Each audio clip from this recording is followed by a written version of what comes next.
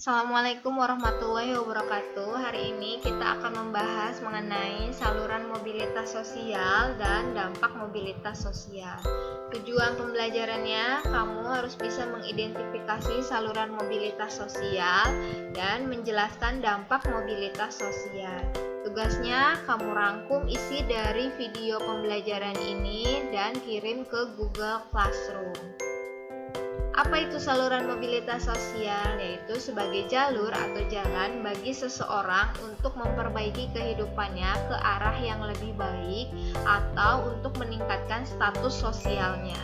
Yang pertama, bisa melalui bidang pendidikan. Pendidikan dianggap sebagai social elevator atau perangkat yang bisa mengangkat derajat kehidupan seseorang dari yang rendah menuju yang lebih baik lagi atau mengangkat status sosial. Contohnya, seseorang dari keluarga yang kurang mampu mendapatkan beasiswa untuk melanjutkan sekolah sampai ke jenjang yang lebih tinggi, sehingga nantinya ilmu yang didapatkan bisa digunakan untuk mencari pekerjaan yang lebih bagus.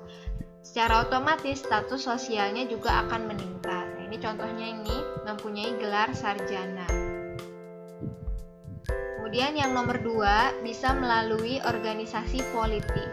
Contohnya pada gambar di bawah ini adalah partai politik yang ada di Indonesia. Ada PKS, ada PAN, ada Demokrat, dan lain-lain. Jika kalian mempunyai kemampuan untuk memimpin, terus mengikuti salah satu partai politik ini, nah kalian bisa diangkat menjadi ketua partai politik. Berarti kamu telah menaikkan status sosial kamu dalam partai politik atau dalam kehidupan. Yang nomor 3, yaitu melalui organisasi ekonomi. Jika kalian bekerja pada salah satu, ini contohnya ada perusahaan yang dikelola oleh pemerintah atau perusahaan swasta. Ini contohnya ada kereta api, ada PLN, ada TVRI. Nah, kamu bekerja pada salah satu perusahaan, kemudian karir kamu bagus sehingga diangkatlah jabatannya ke jabatan yang lebih tinggi. Nah, itu berarti kamu telah melakukan mobilitas sosial vertikal ke atas. Yang keempat, yaitu adanya organisasi profesi. Nah, organisasi profesi ini sebagai wadah untuk membantu para anggotanya sehingga bisa melakukan mobilitas vertikal ke atas. Nah, ini contohnya nih, kalau dokter ada ID, kalau guru ada PGRI, Persatuan Guru Republik Indonesia. Nah, ini kalau pengusaha ada HIPMI, Himpunan Pengusaha Muda Indonesia. Apa sih dampak positif mobilitas sosial? Yang pertama, mendorong seseorang untuk lebih maju. Misalnya, kamu mempunyai teman atau kakak tingkat yang sampai ke perguruan tinggi atau jenjang pendidikannya lebih tinggi sehingga mempunyai pekerjaan yang bagus. Nah, kamu termotivasi juga melihat kakak tingkat tersebut.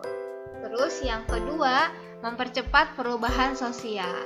Ini contohnya ada di Jakarta. Kita yang tadinya negara agraris sekarang berubah ke arah industri.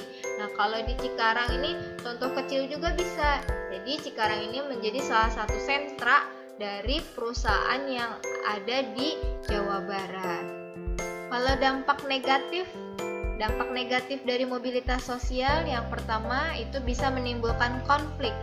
Karena adanya persaingan bisa menimbulkan konflik. Contohnya, sama-sama ingin menguasai kelas dengan ranking 1.